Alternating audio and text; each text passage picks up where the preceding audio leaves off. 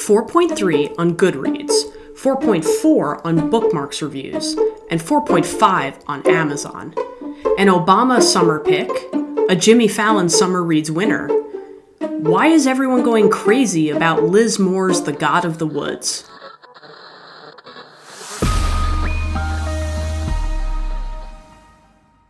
Hi, I'm Amanda, and this is Spineless Books, your one-stop shop for all things audiobook.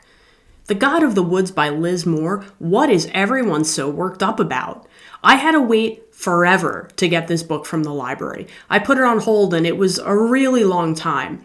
In fact, right before it became available for me, I was watching a dog rescue influencer and she was talking about how it was just so good. So I got really excited.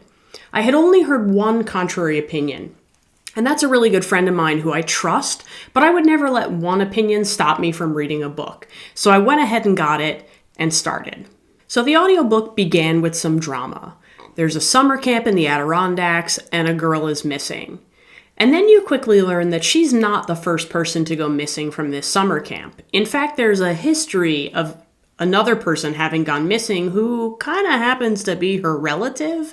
So weird stuff is happening. Now, the book jumps back and forth in time. So you have sort of present day missing girl, which is not present day now, but it's present day in the book.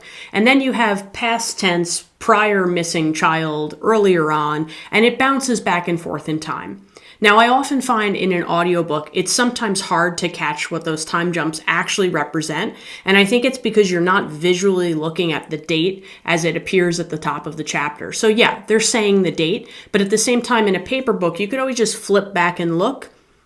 And granted, you could look at the chapter titles on the audiobook, but the truth is audiobook listening is hands-free. So I'm not usually looking at my audiobook while I'm reading it. I hit play and I put it somewhere else. So sometimes catching that kind of detail can be trickier when you're listening, but eventually I started to get the rhythm of how things were working between the two windows of time. So it ironed itself out fairly quickly. One timeline with present-day missing girl that takes place in the past, and another timeline with more past missing boy.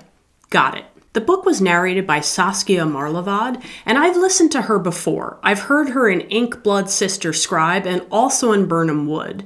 I actually had no idea I had heard her before in Birnam Wood, because in Birnam Wood, she does a pretty flawless, to my American ear, New Zealand accent. So I had no idea this was the same person.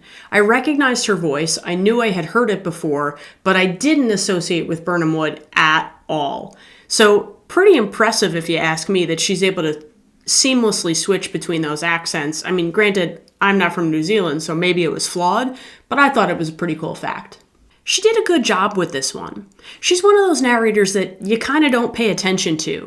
They don't do really dramatic voice changes, but they do some voice changes. They don't really push the novel really hard, and they don't really take away from the novel. They're just sort of there, like a constant in the story. So I don't dislike her narration. I don't think she's an exceptional narrator, but I would call her pretty solid. I'd give her like a 7 out of 10. She has narrated a lot of popular books, so honestly, I'm surprised I haven't run into her more often, but maybe in time I will. Anyway, the book begins with a good amount of description. It's about 15 hours long on an audiobook, which to me is sort of at the top end of a normal length, but not quite super long. I like to think of a normal length book as between 8 and 12 hours. I start to think of a book as a long audiobook when you hit like the 17, 18 hour mark. So 15 to me is like, I'm not really worried about getting into a book that long, but it's not short either. So it was a good amount of a time commitment. I got about a third of the way into the book, so figure 5 hours, when I suddenly realized nothing had happened. I was bored. I didn't really care. So that was a really weird place to get to be 5 hours into a story and suddenly realize there was like actually nothing going on. I was confused about which characters I was supposed to be following. I didn't really care about anybody. I didn't really have a clear sense of who the main character was, if there was a main character. So I considered not continuing in this moment. Now, when I've heard a book is so popular, I often will sort of just push past that point, and I did in this case too. But what I did to help myself try to get a little bit more into it was I increased the speed on the audiobook. I thought maybe if I could move a little faster through the book, it wouldn't feel like such a dredge through the mud, but I did, and then it took a little while to make my next revelation. So now all of a sudden I'm 2/3 of the way through. I'm about at the 10-hour mark, and I realized still kind of nothing has happened. I'm still kind of not interested, but just enough had shifted in the book for me to want to stick with it. I figured I've gotten this far, I'm 2/3 of the way through, everybody loves it, maybe I'm willing to stick it out. So I did. Right around that time, a new character came into the story, a female investigator, and I have to say, she's the one I found the most interesting. It wasn't any of the family members, it wasn't any of the people at the summer camp, it wasn't the missing kids. I really just felt like the investigator was the first person in this story as a late entry who I thought, all right, here's a character I can get behind. It took a really long time to get to her, though. So eventually, I got to the end of the book. Now, I'm not going to spoil it for you. I'm just going to give you my reaction. And the truth is, my reaction was basically, meh. I didn't really care. I wasn't really impressed.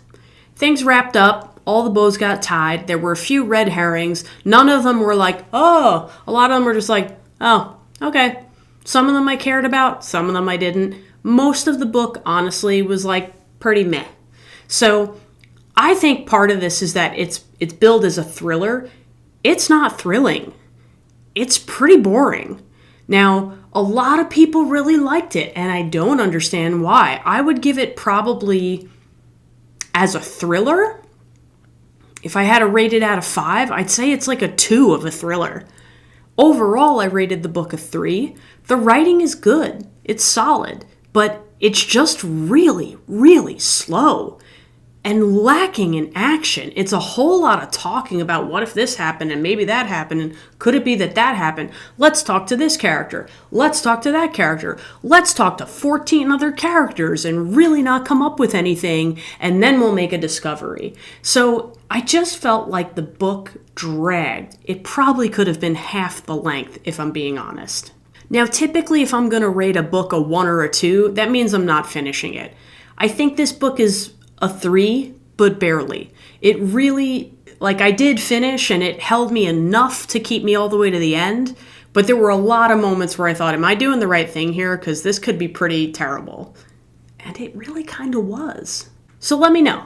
Are you on team meh with me and my one friend, or are you on team rah, rah, rah, the God of the Woods? I'm really curious. I want to know what people love about this book, because personally, I didn't find anything to love. So who knows? You might love what I hate and hate what I love. So make your own opinion, and let me know your opinion. But thanks for listening to mine. I hope you like and subscribe. See you next time.